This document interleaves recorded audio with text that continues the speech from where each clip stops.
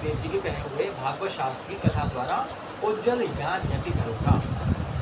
पुत्रकार्यो मया यज्ञ स्थलं तद्वचाति मां महिमा शुकशास्त्रस्य वक्तव्यो वेदपारगे। यह यज्ञ मुझे कहाँ करना चाहिए, आप इसके लिए कोई स्थान बता दीजिए। आप लोग वेद के पारगामी हैं, इसलिए मुझे इस शुकशास्त्र की महिमा सुनाइए। फिर क्या कहते हैं नारद जी, कियद्विद्विवशेषाभ्यां श्रीमद्भागवती कथा को विधिस्तत्र कर्तव्यो ममेदं रूपकामिता।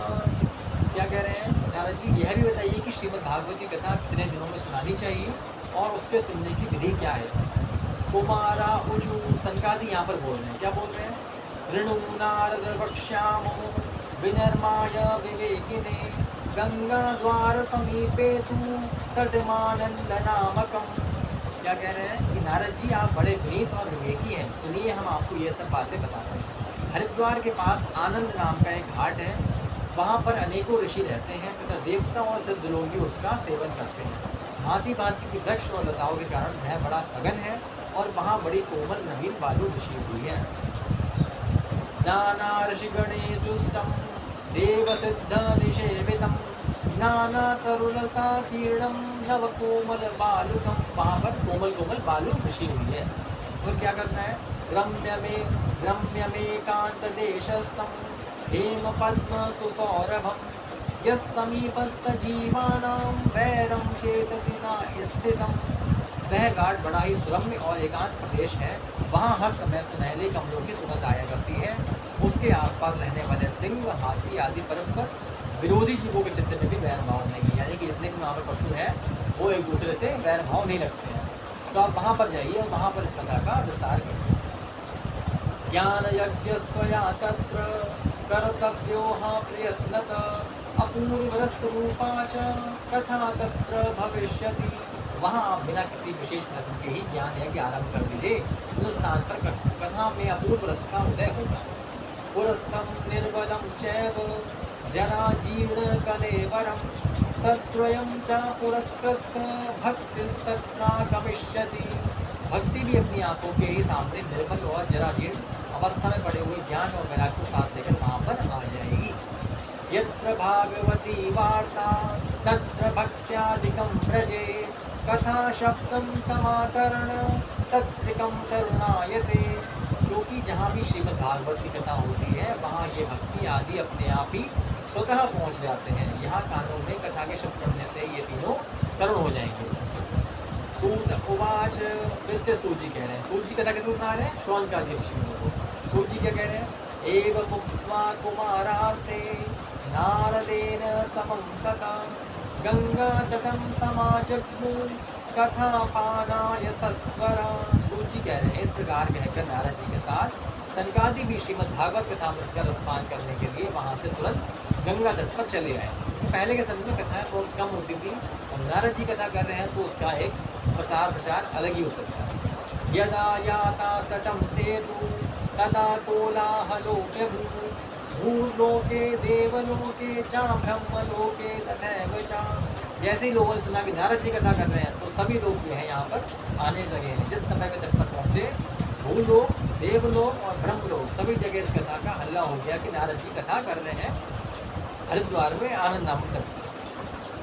श्री भागवती पीयूषपानाय रसलंपटा धावन्तोऽप्याययु सर्वे प्रथमं चेय वैष्णवा। जो भगवत कथा के रसिक विष्णु भक्त थे वे सभी श्रीमद् भागवत अमृत का रसापान करने के लिए सबसे आगे बढ़कर आने लगे।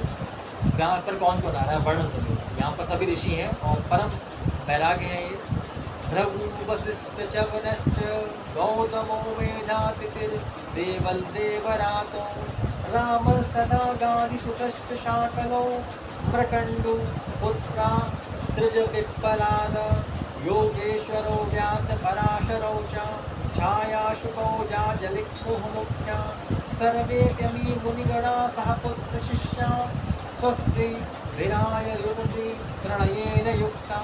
कौन कौन आया सुनिए, भृगु, वशिष्ठ, चवन, गौतम, मेधातिथि, देवल, देवराज, परशुराम, विश्वामित्र, शाकल, मार्कंडे, दत्तात्रेय, पिप्पलाद जो कि हम लोग अभी थोड़े दिन पहले गए थे नीम सार में जो ऋषि जिन्होंने अपनी हड्डियों का दान किया उनके बेटे हैं ये पिप्पलाद। योगेश्वर व्यास, पाराशर, छाया शुक्र, जाजली और जहू आदि सभी प्रधान मुनिगण अपने अपने पुत्र, शिष्य और स्त्रियों समेत बड़े प्रेम से वहाँ पर आए।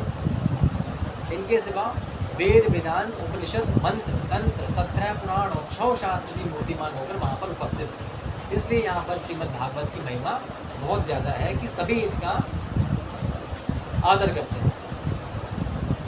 गंगाद्या सरितस्तत्र पुष्करादि शरांसि च क्षेत्राणि च दिशा सर्वा दंडकादि वनानि च। गंगा आदि नदियाँ, पुष्कर आदि सरोवर, कुरुक्षेत्र आदि समस्त क्षेत्र, सारी दिशाएं, दंडक आदि वन, हिमालय आदि पर्वत, देव, गंधर्व और दानव आदि सभी कथा सुनने के लिए चले आए। जो लोग अपने गौरव के कारण नहीं आए, महर्षि भृगु उन्हें समझा बुझा कर ले आए। फिर यहाँ पर क्या हुआ, तब कथा सुनाने के लिए दीक्षित होकर श्री कृष्ण परायण सनकादि नारद जी के दिए हुए श्रेष्ठ आसन पर विराजमान हुए। उस समय सभी श्रोताओं ने उनकी वंदना की। यहाँ पर कथा सुनाई है सनकादि ने, सुनाने वाले थे यहाँ पर नारद जी, लेकिन नारद जी ने यहाँ पर सम्मान किया सनकादि ऋषि मित्रों का कि आप कथा सुनाइए। तब यहाँ पर जो है सनकादि जो है विराजमान हुए आसन के ऊपर। क्या श्लोक कहता है, दीक्षिता नारदेनाथ दत्तमासनमुत्तमं कुमारा वंदिता सर्वे निषेधु कृष्ण तत्परा वैष्णवाश विरक्ताश न्यासिनो ब्रह्मचारिण मुखभागे स्थितास्ते च तदग्रे नारद स्थित। श्रोताओं में वैष्णव, विरक्त, सन्यासी और ब्रह्मचारी लोग आगे बैठे और उन सबके आगे नारद जी विराजमान हुए। आज भी आप देखते हैं कि कथाएं अगर कोई अच्छे स्तर की हो रही हैं, कोई अच्छा वक्ता वहाँ पर सुना रहे हैं, तो जो